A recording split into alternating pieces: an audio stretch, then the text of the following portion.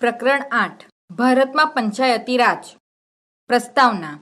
ભારતમાં વૈદિક સમયથી ગ્રામીણ ક્ષેત્રે પંચાયતી સંસ્થાનું અસ્તિત્વ જોવા મળે છે. દરેક ગ્રામને પોતાની સભા કે સમિતિ હતી. 8મી થી 12મી સદી સુધીના પાંડ્યો અને પલ્લવોના સમય દરમિયાન ગ્રામસભાના અસ્તિત્વ અંગેના ઉલ્લેખો જોવા મળે છે. 18મી સદી સુધી કોઈને કોઈ સ્વરૂપે ગ્રામ પંચાયતો કે ગ્રામસભા અસ્તિત્વ ધરાવતી હતી. પંચ પરમેશ્વર એ સિદ્ધાંત ઉપર ગામડામાં ગામનું સ્થાનિક પંચ કામ કરતું હતું.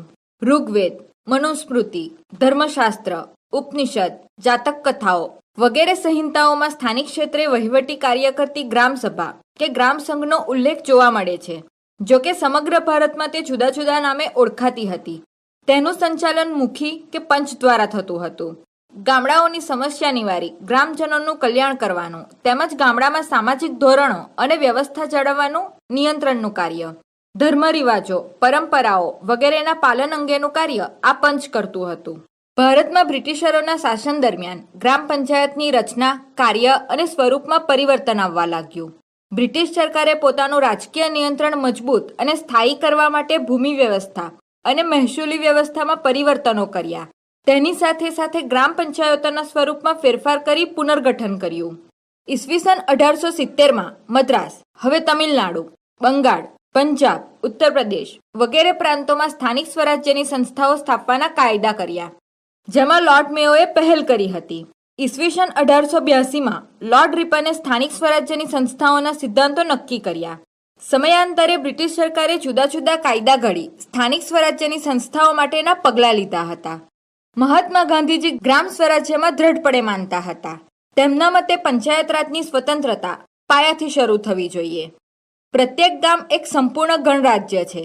સત્તાના વિકેન્દ્રીકરણ દ્વારા જ સાચા અર્થમાં લોકશાહી સ્થાપી શકાય. તેથી સંપૂર્ણ સત્તા પંચાયત પાસે હોવી જોઈએ. પંચાયતોની સંપૂર્ણ સત્તા અને શક્તિ દ્વારા જ ગ્રામીણ ક્ષેત્રે લોકો વધુ સુખી થઈ શકશે. ગાંધીજીના વિચારોના પ્રભાવ હેઠળ ભારતના બંધારણમાં રાજનીતિના માર્ગદર્શક સિદ્ધાંતોની કલમ 40માં રાજ્યોની જવાબદારી તરીકે સ્થાનિક સ્વરાજ્યના મહત્વના એકમ તરીકે ગ્રામ પંચાયતોની રચના અંગે સ્પષ્ટ દિશાસૂચન કરવામાં આવ્યું છે. સ્વાતંત્ર્ય પછી પ્રથમ પંચવર્ષીય યોજનામાં 1952માં સામુદાયિક વિકાસ કાર્યક્રમ અમલમાં આવ્યા. આ કાર્યક્રમનો મુખ્ય હેતુ લોકભાગીદારીનો હતો, પણ આ કાર્યક્રમ લોકોને પ્રોત્સાહન આપી શક્યો નહીં. સામુદાયિક વિકાસ કાર્યક્રમ અંતર્ગત નાણાં, સાધન સામગ્રીના સંચાલન માટે સરકાર પર આધારિત રહેવું પડતું. લોકોમાં પોતાની મદદ પોતે જ કરી શકે તેવી ભાવના વિકસી નહીં. પંડિત જવાહરલાલ નહેરુએ પંચાયતોને અસરકારક બનાવવા ઉપર ભાર મૂકી પંચાયતી રાજને એક ક્રાંતિકારી પ્રયોગ તરીકે ઓળખાવ્યો હતો. સામુદાયિક વિકાસ કાર્યક્રમનો હેતુ જુદા જુદા દ્રષ્ટિબિંદુથી ગ્રામીણ વિકાસનો હતો. જે હેતુ પૂરો ન થતા સ્પષ્ટ થયું કે વિકાસ કાર્યક્રમમાં લોકોની ભાગીદારી પ્રભાવી ત્યારે જ બને જ્યારે સ્થાનિક કક્ષાએ નીતિ નિર્માણ અને જુદી જુદી યોજનાઓના નિર્માણ અને અમલમાં લોકોને ભાગીદાર બનાવવામાં આવે કે તેમને જોડવામાં આવે.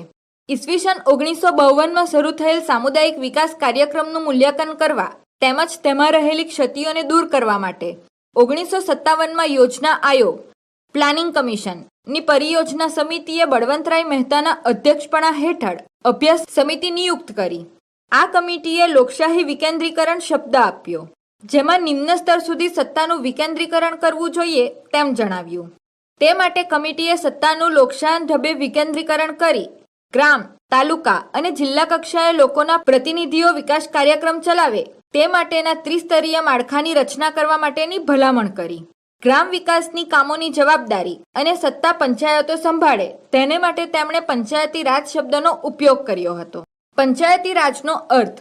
પંચાયતી રાજ મોટે ભાગે ભારત, પાકિસ્તાન અને નેપાળમાં પ્રવર્તી દક્ષિણ એશિયાઈ રાજકીય પ્રથા છે. પંચાયત શબ્દ પંચ શબ્દ પરથી આવ્યો છે. પંચાયત એટલે સ્થાનિક સમુદાય દ્વારા પસંદ કરેલ 5 વડીલોનો સમૂહ. એસ્કેડે મુજબ પંચાયતી રાજ એ પ્રજાની ઉન્નતિ માટેનો રસ્તો છે. પંચાયતી રાજનો સાચો અર્થ તો એ છે કે લોકો સંગઠિત, જાગૃત અને સ્વાવલંબી બને અને સરકાર પાસે જે અધિકારો છે તે લઈને પોતે બજાવે. વિદ્યાસાગર શર્મા મુજબ પંચાયતી રાજ એક એવી કલ્પના છે જે વિશ્વ સમક્ષ લોકશાહીનો એક નવો જ દ્રષ્ટિકોણ રજૂ કરે છે. ટૂંકમાં પંચાયતી રાજ એટલે સત્તાનું વિકેન્દ્રીકરણ કરી લોકશાહીની રીતે સામૂહિક વિકાસના કામો કરવાની સત્તા સંભાળતી લોકો દ્વારા ચૂંટાયેલી પંચાયતોની વ્યવસ્થા. પંચાયતી રાજના હેતુઓ. પંચાયતી રાજની સ્થાપના માટેના ઉદ્દેશો કે હેતુઓ નીચે મુજબ જોવા મળે છે. પહેલું, સત્તાનું લોકશાહી ઢબે વિકેન્દ્રીકરણ. પંચાયતી રાજનો એક મહત્વનો હેતુ સત્તાનું લોકશાહી ઢબે વિકેન્દ્રીકરણ કરવાનો છે. લોકશાહી સમાજમાં સત્તાને વિકેન્દ્રિત કરી સમાજના બધા લોકો સત્તામાં સક્રિય ભાગીદાર બને છે. ગામડાની સ્થાનિક ક્ષેત્રની વહીવટી જવાબદારી અને સત્તા ગામડાના લોકોને મળી રહે અને તેઓ વિકાસ કાર્યક્રમોમાં રસ લેતા થાય. સત્તાના ઉપલા સ્તર સુધી તેમને અભિપ્રાય વ્યક્ત કરવાની તક મળે વગેરે હેતુથી પંચાયત રાજની સ્થાપના કરવામાં આવી છે. બીજું, સમુદાય વિકાસ કાર્યક્રમોને પુનર્જીવિત કરવા. સમુદાય વિકાસ કાર્યક્રમોના લક્ષ્યાંકો સિદ્ધ થતા ન હતા, તેથી બળવંતરાય મહેતા કમિટીએ સમુદાય વિકાસ કાર્યક્રમોને પુનર્જીવિત કરવાના હેતુથી પંચાયતી રાજની સ્થાપના કરવાની હિમાયત કરી. ગ્રામ વિકાસના કાર્યક્રમને સફળ બનાવવા ગ્રામીણ લોકોની ભાગીદારી અત્યંત જરૂરી છે. પંચાયતી રાજ પદ્ધતિ દાખલ કરવાથી લોકો આ કાર્યક્રમમાં જોડાશે અને તેને લોકોનું સમર્થન મળશે. આ કાર્યક્રમ પોતાનો છે તેવું ગામ લોકો અનુભવશે તો તે વધારે અસરકારક અને સફળ બનશે તેવો હેતુ પંચાયતી રાજનો છે. ત્રીજું, લોક ભાગીદારી વધારવી. ગ્રામ વિકાસના કાર્યક્રમોમાં લોકોની ભાગીદારી વધે અને સહકાર પ્રાપ્ત થાય તેમજ લોકોનો ટેકો મેળવવાનો હેતુ છે. પ્રજા પોતાના પ્રશ્ન ઉકેલે અને વિકાસ કાર્યક્રમોમાં ભાગીદાર બને તેવો હેતુ છે. ચોથું, ગામડાનું નવનિર્માણ કરવું. પંચાયતી રાજનો મૂળભૂત હેતુ ગામડાનો સર્વાંગી વિકાસ કરી નવનિર્માણ કરવાનો છે, જેમાં ગ્રામીણ સમસ્યાઓ જેવી કે ગરીબી, નિરક્ષરતા, બેકારી વગેરે દૂર કરી તેમની સામાજિક આર્થિક દરજ્જો ઊંચો લાવી તેમની મૂળભૂત જરૂરિયાતો સંતોષવાનો છે. પાંચમું, લોક સશક્તિકરણ. પંચાયતી રાજની સ્થાપના પાછળનો એક હેતુ લોક સશક્તિકરણનો છે, જેમાં સ્ત્રીઓ માટે 1/3 બેઠકો, અનુસૂચિત જાતિ, આદિજાતિ અને અન્ય પછાત વર્ગો માટે તેમની વસ્તીના ધોરણે અનામતની જોગવાઈ, પંચાયતોને સત્તા અને જવાબદારીની સોંપણી તેમજ ગ્રામીણ વિકાસ માટે સ્વૈચ્છિક સંસ્થાઓને સહાય દ્વારા લોકો સશક્તિકરણ. પંચાયતી રાજનું ત્રિસ્તરીય માળખું. પંચાયતી રાજ એક સરકારી પદ્ધતિ છે. આ પદ્ધતિમાં ગ્રામ પંચાયતો વહીવટનું મૂળભૂત એકમ છે. રાજ્ય સરકારો દ્વારા પંચાયતી રાજની પદ્ધતિ 1950થી 1960ના દાયકામાં અપનાવવામાં આવી. 24 એપ્રિલ 1993ના રોજ ભારતમાં પંચાયતી રાજ માટે બંધારણીય 73મો સુધારો એક્ટ બંધારણીય દરજ્જો પૂરો પાડે છે. બળવંતરાય મહેતા સમિતિએ ત્રિસ્તરીય ગ્રામ, તાલુકા અને જિલ્લા પંચાયતી રાજની સ્થાપના કરવાનું જણાવ્યું હતું. ભારતની દરેક રાજ્ય સરકારોએ પોતાને અનુકૂળ હોય તે રીતે લોકશાહી વિકેન્દ્રીકરણનું સ્વરૂપ વિકસિત કર્યું છે. બળવંતરાય મહેતા કમિટીની રચના પ્રમાણેનું પંચાયતી રાજનું ત્રિસ્તરીય માળખું નીચે પ્રમાણેનું હતું. પંચાયતી રાજ: ગ્રામ પંચાયત, તાલુકા પંચાયત, જિલ્લા પંચાયત. ગ્રામ પંચાયત: પહેલું, ગ્રામ પંચાયતના ચૂંટાયેલા સભ્યો. બીજું, ગ્રામ પંચાયતના અધિકારી, મંત્રી, ગ્રામ સેવક. તાલુકા પંચાયત: પહેલું, તાલુકા પંચાયતના ચૂંટાયેલા સભ્યો. બીજું, સહસભ્યો અને આમંત્રિત સભ્યો. ત્રીજું, તાલુકા પંચાયતની સમિતિઓ. ચોથું, તાલુકા પંચાયત પ્રમુખ. પાંચમું, તાલુકા વિકાસ અધિકારી. જિલ્લા પંચાયત: પહેલું, ચૂંટાયેલા સભ્યો. બીજું, સહસભ્યો અને આમંત્રિત સભ્યો. ત્રીજું, જિલ્લા પંચાયતની વિવિધ સમિતિઓ. ચોથું, જિલ્લા પંચાયત પ્રમુખ. પાંચમું, જિલ્લા વિકાસ અધિકારી. પંચાયતી રાજના માળખામાં ગ્રામ પંચાયત સૌથી પાયાનું એકમ છે. ત્યાર પછી તાલુકા સ્તર પર તાલુકા પંચાયત અને સૌથી ઉપર જિલ્લા સ્તર પર જિલ્લા પંચાયત છે. આ ત્રણેય કક્ષાએ વહીવટી શાસન અને વિકાસ કક્ષાએ કામ કરતા પંચાયતના આ તંત્રને ત્રિસ્તરીય માળખું કહે છે. પંચાયતોની ચૂંટણી માટે ખાસ ચૂંટણી પંચની રચના કરવામાં આવે છે. આ ત્રણેય પંચાયતોની રચના અંગેની માહિતી નીચે મુજબ જોઈશું. પહેલું, ગ્રામ પંચાયત. પ્રથમ સ્તર. પંચાયત રાજની રચનામાં ગ્રામ પંચાયત પાયાનું સ્વશાસનનું એકમ છે. ગ્રામ પંચાયતની સભ્ય સંખ્યા વસ્તીના ધોરણે નક્કી થાય છે. ગ્રામ પંચાયત એ ગામડામાં સ્થાનિક કક્ષાએ લોકો દ્વારા ચૂંટાયેલા પ્રતિનિધિઓની બનેલી સ્થાનિક સ્વરાજ્યની સંસ્થા છે. પુખ્ત વય મતાધિકારના ધોરણે પંચાયતની ચૂંટણી થાય છે. ગામડાના વિકાસ કાર્યો તથા સ્થાનિક પ્રશ્નોનો ઉકેલ લાવવાની જવાબદારી અને સત્તા ગ્રામ પંચાયતની હોય છે. ગ્રામ પંચાયતના માળખામાં ચૂંટાયેલા સભ્યો હોય છે અને બીજા સરકારે નિમેલા મંત્રી અને ગ્રામ સેવક એવા 2 અધિકારી હોય છે, જે શાસકીય કાર્યોમાં સરપંચને મદદ અને માર્ગદર્શન આપે છે. ગ્રામ પંચાયતના ચૂંટાયેલા સભ્યો. ગ્રામ પંચાયતના સભ્યોની પસંદગી ચૂંટણીથી થાય છે. ગામના પુખ્ત વયના મતદારો ગુપ્ત મતદાન પદ્ધતિથી ગ્રામ પંચાયતના સભ્યો ચૂંટે છે. ગ્રામ પંચાયતમાં ગામની વસ્તીના ધોરણે ઓછામાં ઓછા 7 અને વધુમાં વધુ 15 સભ્યો હોય છે. ગ્રામ પંચાયતના સભ્યો તરીકે ગામની અનુસૂચિત જાતિ, અનુસૂચિત જનજાતિ તથા મહિલાઓને માટે અમુક બેઠકો અનામત રાખવામાં આવે છે. ગામના મતદારો સરપંચ અને ગ્રામ પંચાયતના અન્ય સભ્યોને ચૂંટે છે. મતદારો દ્વારા ચૂંટાયેલા આ સભ્યો મળીને ઉપસરપંચ ચૂંટે છે. સરપંચ ગ્રામ પંચાયતનો વડો છે. સરપંચ ગ્રામ પંચાયતના વડા તરીકે ગામના વિકાસ કાર્યો અને વહીવટી કાર્યોમાં મહત્વની ભૂમિકા ભજવે છે. આ ઉપરાંત સરપંચે પંચાયતના કર્મચારીઓની કામગીરી પર દેખરેખ રાખવાની તથા ગ્રામ પંચાયતના સભ્યોને લીધેલા નિર્ણયોનો અમલ કરવાની કામગીરી પણ કરવાની હોય છે. ગુજરાત રાજ્યના પંચાયતી ધારા પ્રમાણે ગ્રામ પંચાયતના અંગો નીચે મુજબ છે. ગ્રામસભા. ગામના બધા મતદારો ગ્રામસભાના સભ્યો છે. ગ્રામસભા એ મૂળ એકમ છે જેને પ્રત્યે ગ્રામ પંચાયત જવાબદાર છે. ગ્રામ પંચાયતના અંદાજપત્ર અને વિકાસ કાર્યક્રમોની ગ્રામસભા વિચારણા કરે છે. વર્ષમાં 2 વખત ગ્રામસભાની મીટિંગ યોજવાની હોય છે. કારોબારી સમિતિ. ગ્રામ પંચાયતના ચૂંટાયેલા સભ્યોમાંથી 5 સભ્યોની કારોબારી સમિતિ બને છે.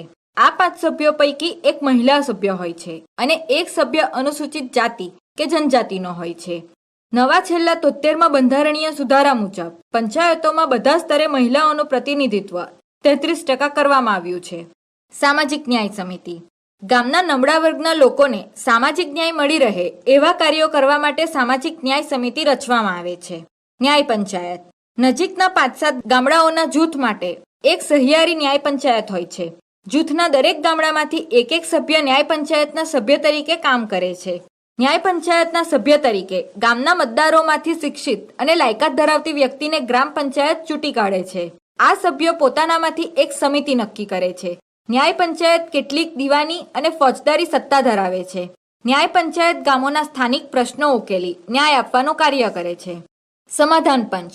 દરેક ગામડામાં એક સમાધાન પંચ રચાય છે. સમાધાન પંચના સ્થાયી સભ્ય તરીકે એક વ્યક્તિ હોય છે. ગામના મતદારોમાંથી શિક્ષિત અને લાયક વ્યક્તિને ગ્રામ પંચાયત સમાધાન પંચના સભ્ય તરીકે ચૂંટી કાઢે છે. ઝઘડાનું સમાધાન કરવા માટે સમાધાન પંચ બેસે છે ત્યારે તેનો એક સ્થાયી સભ્ય અને બંને પક્ષકારોની પસંદગીના એક સભ્ય એમ 3 સભ્યોનું સમાધાન પંચ રચાય છે. ન્યાય પંચાયત તરફથી આવેલો દાવો બંને પક્ષકારોને સાંભળીને સમાધાન કરવા પ્રયાસ કરે છે.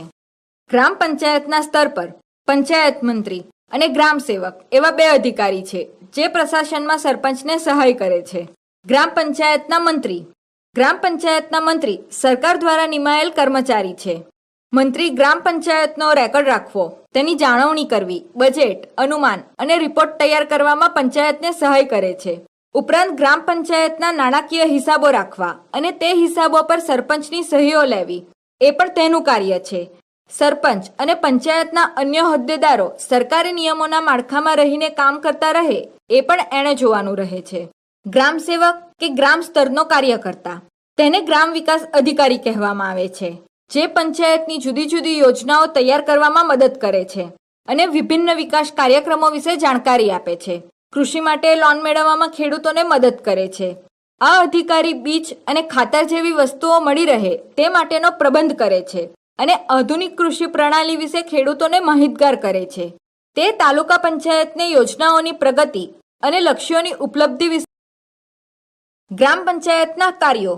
ગ્રામ પંચાયતે ગામના સર્વાંગી વિકાસ માટે અનેકવિધ કાર્યો કરવાના હોય છે. ગામની પાયાની જરૂરિયાતો સંતોષવા માટે તેના મુખ્ય 2 પ્રકારના કાર્યો છે. પહેલું, નાગરિક કાર્યો. નાગરિક કાર્યમાં સફાઈ, સ્વચ્છતા, જલાપૂર્તિ, રસ્તાઓનું નિર્માણ અને જાળવણી, પ્રકાશ વ્યવસ્થા, સ્મશાનની વ્યવસ્થા, પ્રાથમિક શિક્ષણ, કુવા તળાવ જેવા સાર્વજનિક સ્થાનો, ધાર્મિક સ્થાનો વગેરેનો નિભાવ અને જાળવણી કરવી વગેરેનો સમાવેશ થાય છે. બીજું, વિકાસાત્મક કાર્યો. સહકારી પ્રવૃત્તિને વેગ આપવો, નબળા વર્ગના લોકોના વિકાસ માટે વિશિષ્ટ પ્રબંધ કરવો, ગામના યુવાનો, મહિલાઓ, બાળકો વગેરેના વિકાસ માટે પ્રવૃત્તિઓ કરવી, ગામમાં મેળાઓ અને બજારની વ્યવસ્થા ઊભી કરવી વગેરે જેવા વિવિધ કાર્યો ગ્રામ પંચાયતે કરવાના હોય છે. આવકના સાધનો.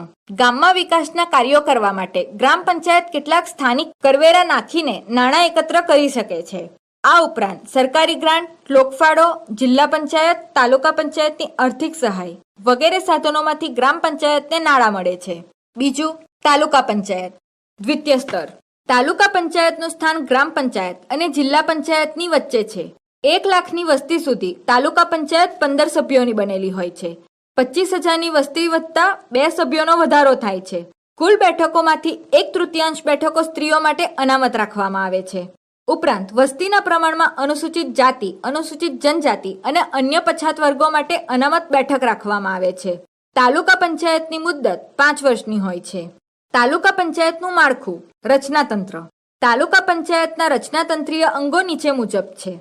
ચૂંટાયેલા સભ્યો. તાલુકાના બધા ગામડાના મતદારો સીધી ચૂંટણીમાં તાલુકા પંચાયતના સભ્યોને ગુપ્ત મતદાન પદ્ધતિથી ચૂંટી કાઢે છે. આ ચૂંટાયેલા સભ્યો તાલુકા પંચાયતના પ્રમુખ અને ઉપપ્રમુખ ચૂંટી કાઢે છે. સહસભ્યો અને આમંત્રિત સભ્યો.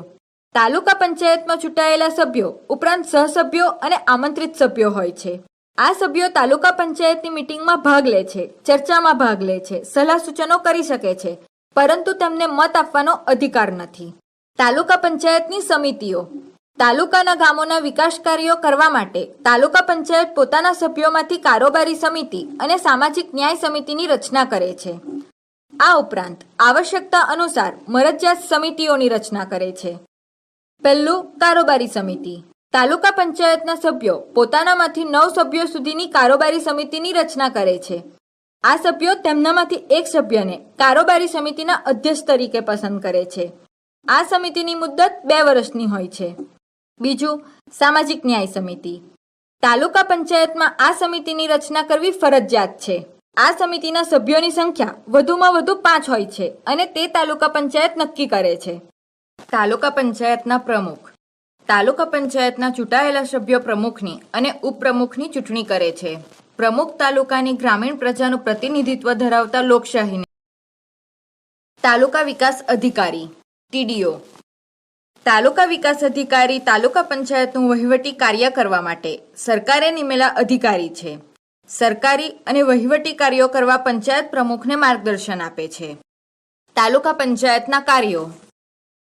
પહેલું, સ્વાસ્થ્ય અને સફાઈ. આ ક્ષેત્રે તાલુકા પંચાયત ગ્રામીણ પાણી પુરવઠો, પાણીનું પ્રદૂષણ અટકાવવું, પ્રાથમિક આરોગ્ય કેન્દ્રો, દવાખાના, પ્રસૂતિગૃહ અને કુટુંબ નિયોજનોને લગતા કાર્યો કરવાના હોય છે. બીજું, શિક્ષણ. તાલુકા પંચાયતે તાલુકાના ગામોમાં પ્રાથમિક શાળાની સ્થાપના અને તેનું સંચાલન, પ્રાથમિક શાળાના મકાનો બાંધવા, રમતગમતના મેદાન બનાવવા, માધ્યમિક શિક્ષણ અંગેની કામગીરી કરવી તેમજ સમાજ શિક્ષણને લગતી કામગીરીમાં અનૌપચારિક શિક્ષણ, પ્રૌઢ શિક્ષણ સંબંધી કાર્યો કરવાના હોય છે.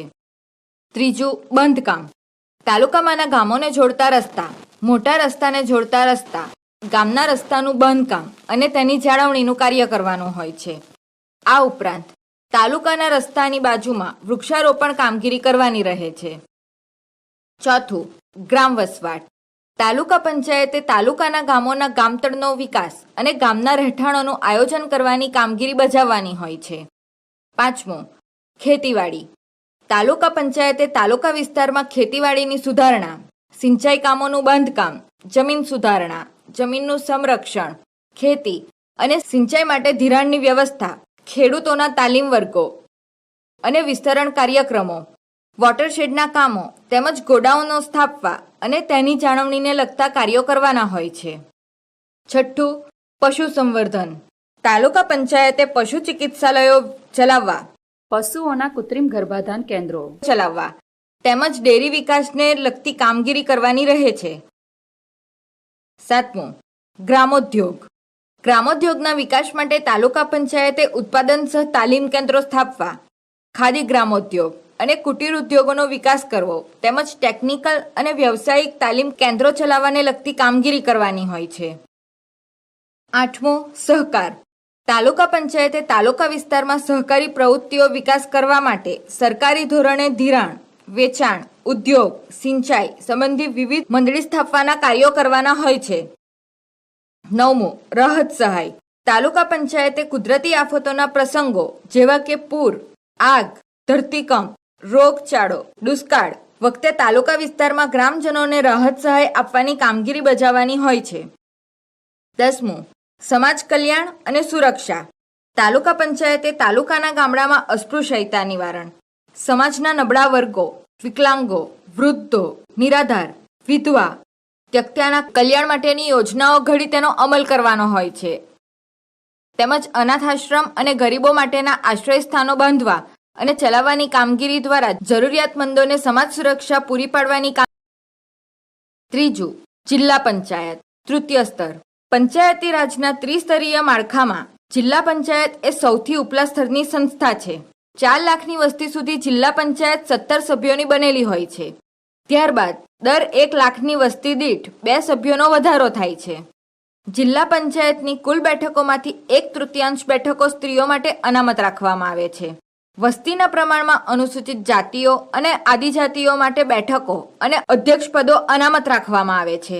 બક્ષીપંચ અન્ય પછાત વર્ગો માટે 10% બેઠકો અને અધ્યક્ષ પદો અનામત રાખવામાં આવે છે. જિલ્લા પંચાયતનું માળખું. રચનાતંત્ર. જિલ્લા પંચાયતના રચનાતંત્રીય અંગો નીચે મુજબ છે. પહેલું, ચૂંટાયેલા સભ્યો. જિલ્લાના ગામડાના મતદારો દ્વારા સીધી ચૂંટણીથી જિલ્લા પંચાયતના સભ્યોને ચૂંટે છે. આ ચૂંટાયેલા સભ્યો જિલ્લા પંચાયતના પ્રમુખ અને ઉપપ્રમુખ ચૂંટી કાઢે છે. બીજું, સહસભ્યો અને આમંત્રિત સભ્યો. જિલ્લા પંચાયતમાં સીધી ચૂંટણીથી ચૂંટાયેલા સભ્યો ઉપરાંત નિયુક્ત સભ્યો, કોપ્ટ સભ્યો અને આમંત્રિત સભ્યો હોય છે. ચૂંટાયેલા સભ્યોની સરખામણીમાં આ સભ્યોના અધિકારો મર્યાદિત છે. તેઓને મત આપવાનો અધિકાર નથી. ત્રીજું, જિલ્લા પંચાયતની સમિતિઓ. જિલ્લા પંચાયતે જિલ્લાના ગામોના વિકાસને લગતા અનેકવિધ કાર્યો કરવાના હોય છે. આ કાર્યો કરવા માટે જિલ્લા પંચાયતના સભ્યોની બનેલી લગભગ 10 જેટલી સમિતિઓની રચના કરવામાં આવે છે. આ દરેક સમિતિના સભ્યો પોતાનામાંથી કોઈ એક સભ્યને સમિતિના અધ્યક્ષ તરીકે ચૂંટી કાઢે છે. અધ્યક્ષની દોરવણી નીચે સમિતિ કાર્ય કરે છે. ચોથું, જિલ્લા પંચાયત પ્રમુખ. જિલ્લા પંચાયતના પ્રમુખ લોકશાહી ઢબે ચૂંટાયેલા નેતા છે અને તેઓ જિલ્લા પંચાયતના વડા તરીકે કામ કરે છે. પંચાયતી રાજમાં જિલ્લા પંચાયતના પ્રમુખનું પદ ખૂબ મહત્વનું ગણવામાં આવ્યું છે. પ્રમુખ જિલ્લાની ગ્રામીણ પ્રજાના પ્રતિનિધિ છે.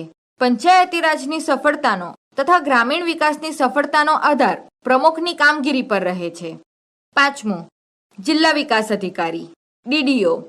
જિલ્લા વિકાસ અધિકારી જિલ્લા પંચાયત હસ્તકનો સરકારી અધિકારી છે. તેમણે જિલ્લા પંચાયતના કાર્યાલયમાં વહીવટી જવાબદારી સંભાળવાની રહે છે. સરકારી અધિકારી તરીકે જિલ્લા પંચાયતના ચૂંટાયેલા સભ્યો અને પ્રમુખને સરકારના નિયમોની જાણકારી અને માર્ગદર્શન પૂરું. જિલ્લા પંચાયતના કાર્યો. જિલ્લા પંચાયત તેની દેખરેખ નીચે તમામ તાલુકા અને ગામડાઓના સર્વાંગી વિકાસના કાર્યો માટેનું માર્ગદર્શન આપે છે. જિલ્લા પંચાયતના કેટલાક કાર્યો નીચે મુજબ છે. પહેલું, સમગ્ર જિલ્લાના ગ્રામ વિસ્તારો માટે વિકાસ નીતિ ઘડીને તાલુકા અને ગ્રામ પંચાયતો પાસે તેનો અમલ કરાવે છે. બીજું, જિલ્લાના વિવિધ તાલુકાઓને તથા ગામડાઓને જોડતા રસ્તા બનાવવા તથા જિલ્લાના ગ્રામ વિસ્તારના લોકોને વાહન વ્યવહારની સુવિધા પૂરી પાડે છે. ત્રીજું, જિલ્લાનું ખેત ઉત્પાદન વધે એ માટે ખેતી વિષયક તમામ સુવિધાઓ જેવી કે સિંચાઈ, બિયારણ, ખાતર, જંતુનાશક દવાઓ, ખેતીની નવી પદ્ધતિ વગેરે ઉપલબ્ધ કરાવે છે. જિલ્લાના ગ્રામ વિસ્તારમાંથી બેકારી ઘટે તે માટે નાના પાયાના ઉદ્યોગો, હસ્ત ઉદ્યોગો સ્થપાય તેમજ ગામડાના બેકાર લોકોને રોજગારીની તક મળે તેવા કાર્યક્રમો ઘડી તાલુકા પંચાયત પાસે તેનો અમલ કરાવે છે. પાંચમું, ગ્રામ વિસ્તારના લોકોની આરોગ્યની સુધારણા માટે ગ્રામ આરોગ્ય કેન્દ્રો, કુટુંબ નિયોજન કેન્દ્રો, માતૃ અને બાળ કલ્યાણના કેન્દ્રો ઊભા કરવાની કામગીરી જિલ્લા પંચાયત કરે છે. ગામડામાં ચેપી રોગ ફાટી નીકળે ત્યારે જિલ્લા મથકેથી ઉપચારના સાધનો, ડોક્ટરોની ટુકડી, દવાઓ વગેરે તાત્કાલિક જે તે ગામમાં પહોંચાડવાનું કામ જિલ્લા પંચાયતનું છે. છઠ્ઠું, જિલ્લાઓના ગામડાઓમાંથી નિરક્ષરતા દૂર કરવા માટે જિલ્લા પંચાયત વિશિષ્ટ પ્રયાસો કરે છે. દરેક ગામડામાં પ્રાથમિક શાળા ઊભી કરવી, નાણાકીય મદદ ઊભી કરવી, શૈક્ષણિક સાધનો મોકલવા, ગ્રામ વિસ્તારની શાળાઓમાં શિક્ષકની ભરતી તથા બદલીઓ કરવી, શાળાઓની તપાસ કરી શૈક્ષણિક સુધારા સૂચવવા, નિરક્ષર પ્રૌઢોને અક્ષર જ્ઞાન મળે એવી સુવિધા ઊભી કરવી વગેરે કાર્યો તે કરે છે. સાતમું, જિલ્લાના ગ્રામ વિસ્તારોમાં રહેતા નબળા વર્ગના લોકો જેવા કે અનુસૂચિત જાતિ, આદિવાસીઓ, ખેતમજૂરો વગેરેના ઉત્કર્ષ માટેની યોજના ઘડવી, તાલુકા પંચાયત પાસે પણ ઘડાવવી તથા તેને કાર્યાન્વિત કરવાનું કાર્ય જિલ્લા પંચાયત કરે છે. આઠમું, જિલ્લાના ગ્રામ વિસ્તારોમાં સાંસ્કૃતિક પ્રવૃત્તિઓ તથા રમતગમતની પ્રવૃત્તિઓ વિકસે, પુસ્તકાલયો સ્થપાય, યુવક વિકાસ અને મહિલા વિકાસ માટેના સંગઠનો સ્થપાય એવા તાલુકા અને ગ્રામ પંચાયતના કાર્યોમાં જિલ્લા પંચાયત મદદરૂપ બને છે. આ માટેના સાધનો તથા નાણાકીય મદદ પણ પૂરી પાડે છે. ટૂંકમાં જિલ્લા પંચાયતે પંચાયતી રાજની જિલ્લા કક્ષાની સર્વોચ્ચ લોકશાહી સંસ્થા તરીકે ગ્રામ વિસ્તારોના સર્વાંગી વિકાસ માટેના પ્રયાસો કરવાના હોય છે. આ માટે અમુક નાણાં રાજ્ય સરકાર તરફથી ગ્રાન્ટ તરીકે મળે છે. આ ઉપરાંત જિલ્લા પંચાયતને મહેસૂલ, સ્થાનિક કરવેરા વગેરેમાંથી પણ આવક થાય છે. જિલ્લા પંચાયત પોતાની આવક માટે અન્ય સાધનો પણ ઊભા કરી શકે છે. પંચાયતી રાજની સામાજિક અસરો. પંચાયતી રાજની સ્થાપનાનો હેતુ સત્તાનું લોકશાહી વિકેન્દ્રીકરણ કરવાનો તથા ગામડાના સર્વાંગી વિકાસના પ્રયાસ કરવાનો છે. આ હેતુના સંદર્ભમાં જોતા પંચાયતી રાજની ગ્રામીણ સમાજ પરની સામાજિક અસરો મુખ્યત્વે નીચે મુજબ જોવા મળે છે. પહેલું, લોકશાહી મૂલ્યોનો પ્રસાર. ભારતની બહુમતી પ્રજા ગ્રામીણ વિસ્તારોમાં વસે છે. પંચાયતી રાજના અમલને કારણે ગ્રામીણ સમાજમાં લોકશાહી મૂલ્યોના પ્રસારને વેગ મળ્યો છે. ગામડાના મતદારોને પોતાના મતનો ઉપયોગ કરીને પ્રતિનિધિ પસંદ કરવાની, ચૂંટવાની તક મળે છે. બીજું, નવા નેતૃત્વનો ઉદ્ભવ. પરંપરાગત ગ્રામ સમાજમાં સામાન્ય રીતે વયોવૃદ્ધ વ્યક્તિઓને વારસાગત રીતે નેતાગીરી મળતી હતી. પંચાયતી રાજને કારણે ચૂંટણીઓમાં ગામડાના યુવાનો અને શિક્ષિત વર્ગને ઉમેદવારી કરવાની અને ચૂંટાવાની તક મળી છે. પરિણામે યુવાન, શિક્ષિત અને ગતિશીલ નેતૃત્વ ઉદ્ભવ્યું છે. ત્રીજું, સત્તાના માળખામાં પરિવર્તન. પંચાયતી રાજની સ્થાપના થતાં સત્તાનું વિકેન્દ્રીકરણ શક્ય બન્યું છે. ગામડાના લોકોના હાથમાં સત્તા આવી છે. તેઓ પોતે જ પોતાના પ્રતિનિધિઓને પસંદ કરીને વિકાસના કાર્યોના આયોજન, અમલ અને વહીવટી જવાબદારી સંભાળે છે. પંચાયતી રાજથી સમાનતા તથા સ્વાતંત્ર્યની દિશામાં સત્તાની વહેંચણી થવા લાગી છે. ચોથું, સામાજિક ગતિશીલતામાં વૃદ્ધિ. પંચાયતી રાજને લીધે સામાજિક ગતિશીલતામાં વૃદ્ધિ થવા લાગી છે. પંચાયતના 3 સ્તરમાં અનામતની જોગવાઈ હોવાથી અનુસૂચિત જાતિઓ અને અનુસૂચિત જનજાતિઓને પંચાયતમાં ચૂંટાવાની અને સત્તા મેળવવાની તક મળી છે. પરિણામે પરંપરાગત રીતે નીચું સ્થાન ભોગવતી જ્ઞાતિના સભ્યોને રાજકીય અને આર્થિક સામાજિક દરજ્જો સુધારવાની કે ઊંચા લઈ જવાની તક મળી છે. આમ રાજકીય, સામાજિક અને આર્થિક ક્ષેત્રે સામાજિક ગતિશીલતામાં વધારો થયો છે. પાંચમું, રાજકીય જાગૃતિ. પંચાયતની ચૂંટણીઓએ રાજકીય જાગૃતિ લાવવામાં ભાગ ભજવ્યો છે.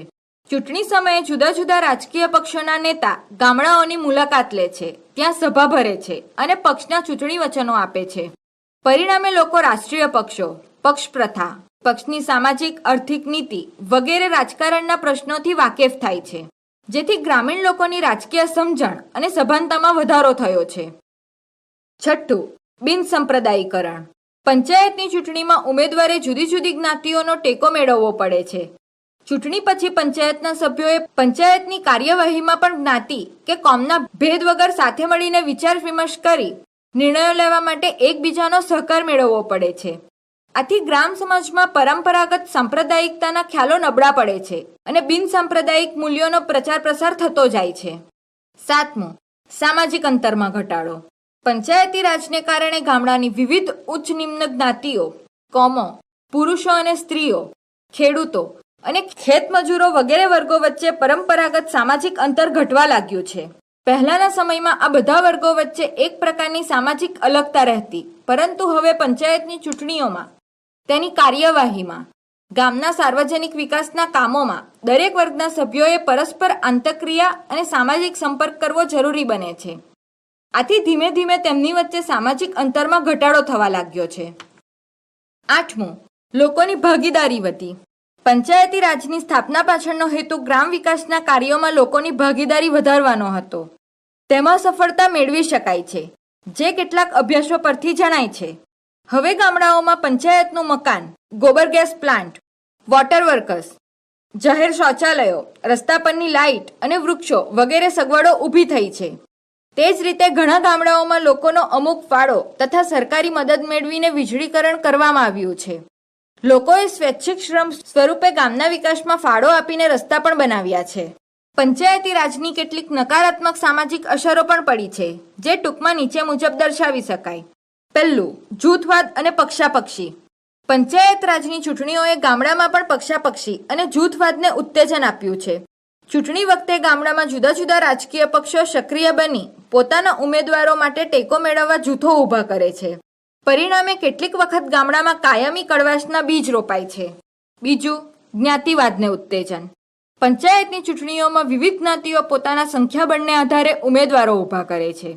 તેથી ક્યારેક ઉમેદવારની વ્યક્તિગત લાયકાતો ગૌણ બની જાય છે અને ચૂંટણી જીતવા માટેનું જ્ઞાતિનું પીઠબળ નિર્ણાયક બને છે. એટલે કે મોટું સંખ્યાબળ ધરાવતી જ્ઞાતિનો ઉમેદવાર વ્યક્તિગત લાયકાતની બાબતમાં બીજા ઉમેદવારો કરતા નબળો હોવા છતાં તે જ્ઞાતિના સભ્યોનો ટેકો મેળવવા માટે ચૂંટણીના પ્રચારમાં જ્ઞાતિના હિતોને પ્રાધાન્ય આપે છે અને પોતાની જ્ઞાતિને આગળ લાવવા માટેના વચનો આપે છે. આથી ગામડામાં જ્ઞાતિવાદને ઉત્તેજન મળે છે. તેથી જ્ઞાતિ પ્રથાને નાબૂદ કરવાના બંધારણીય આદર્શની પીછેહટ થાય છે. ત્રીજું, આંતરજ્ઞાતીય સંઘર્ષ. જ્ઞાતિવાદ આંતરજ્ઞાતીય સંઘર્ષ ઊભા કરે છે. વિવિધ જ્ઞાતિઓ વચ્ચેના હિત સંઘર્ષ અને જૂથવાદ તેમની વચ્ચે સંઘર્ષ પેદા કરે છે. પંચાયતની ચૂંટણી પછી કેટલાક ગામડાઓમાં વિવિધ જ્ઞાતિઓ વચ્ચે ઝઘડા, મારામારી અને સંઘર્ષના બનાવો પણ બને છે. આમ પંચાયતી રાજ પદ્ધતિની કેટલીક મર્યાદાઓ પણ જોવા. પંચાયતી રાજ 73માં બંધારણીય સુધારાની વિશેષતાઓ. ગ્રામસભાને પંચાયતી રાજ પ્રણાલીનો આધાર માનવામાં આવી છે. આ ગ્રામસભાઓ રાજ્ય વિધાન મંડળી દ્વારા સોંપવામાં આવેલા કાર્યો તથા અધિકારોનો ઉપયોગ કરશે. ગ્રામ, મધ્યવર્તી અને જિલ્લા સ્તરો પર પંચાયતો 3 સ્તરે વહેંચાયેલી હશે. 20 લાખની જનસંખ્યા ધરાવતા રાજ્યોને એ અધિકાર હશે કે જો તેઓ ઈચ્છે તો મધ્યવર્તી સ્તરે પંચાયતોની રચના ન કરે. કલમ 243 ને અધીન રાષ્ટ્રપતિ દ્વારા કેન્દ્ર શાસિત પ્રદેશો માટે વિશેષ વ્યવસ્થા અંતર્ગત પણ સભ્યો બની શકશે. પ્રત્યક્ષ રીતે 3 સ્તરે સભ્યોની ચૂંટણી થશે. ગ્રામ પંચાયતોના પ્રધાન મધ્યવર્ગી સંસ્થાઓનો સભ્ય બની શકશે. આ જ રીતે મધ્યવર્તી સ્તરનો સભ્ય જિલ્લા સંસ્થાઓનો પણ સભ્ય બની શકશે. પ્રત્યેક સ્તરે પંચાયતોનો કાર્યકાળ 5 વર્ષનો હશે અને કાર્યકાળ પૂરો થાય તે પહેલા ચૂંટણી કરાવી લેવામાં આવશે. પંચાયત ભંગ કરવાની સ્થિતિ આવે તો 6 મહિનાની અંદર ચૂંટણી કરાવવી અનિવાર્ય બની જશે. તમામ પંચાયતોમાં અનુસૂચિત જાતિઓ અને અનુસૂચિત જનજાતિ માટે તેમની વસ્તી પ્રમાણે બેઠકો અનામત કરવામાં આવશે. કુલ બેઠકોની 1/3 છે બેઠકો મહિલાઓ માટે અનામત રહેશે.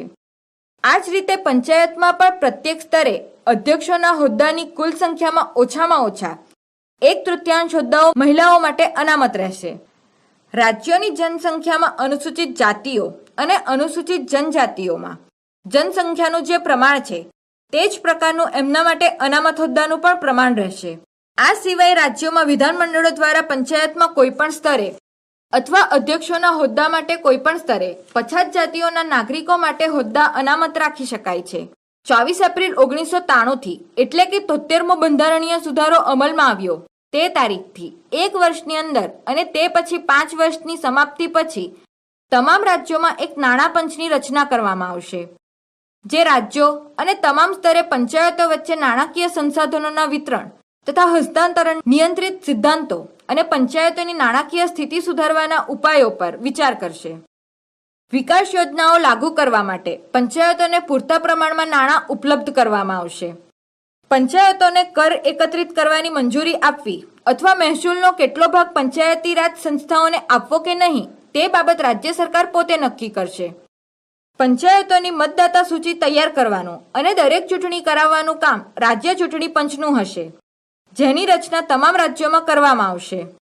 જો કોઈ વ્યક્તિને રાજ્ય વિધાન મંડળના ચૂંટણીના કોઈ કાયદા દ્વારા કે પછી રાજ્યના અન્ય કોઈ કાયદા દ્વારા અયોગ્ય ઠેરવવામાં આવશે તો તે વ્યક્તિ પંચાયતના સભ્ય બની શકશે નહીં. અંતમાં 29 મતોવાળી 11મી અનુસૂચિ કલમ 243G જોડવામાં આવી છે, જેના દ્વારા સ્થાનિક મહત્વના કાર્યોની યોજના બનાવવાની અને અમલીકરણમાં પંચાયતી રાજ સંસ્થાઓને પ્રભાવક ભૂમિકા આપવામાં આવે છે. આ મુદ્દાઓમાંથી કેટલાક નીચે જણાવ્યા તે પ્રમાણેના છે. પહેલું, કૃષિ અંતર્ગત કૃતિ વિસ્તરણ. બીજું, ભૂમિ સુધારણાને લાગુ કરવી. ત્રીજું, લઘુ સિંચાઈ, જળ પ્રબંધ અને જળ વિકાસ. સામુદાયિક વિકાસ માટે લોકભાગીદારી અને નિયમાનુસાર કાર્ય કરવું જરૂરી છે, પરંતુ જો તેમાં કોઈ કક્ષાએ વિચલિત વર્તન કે ધોરણભંગ થાય તો સામુદાયિક વિકાસ પર તેની વિપરીત અસર થવાની શક્યતાને નકારી શકાય નહીં.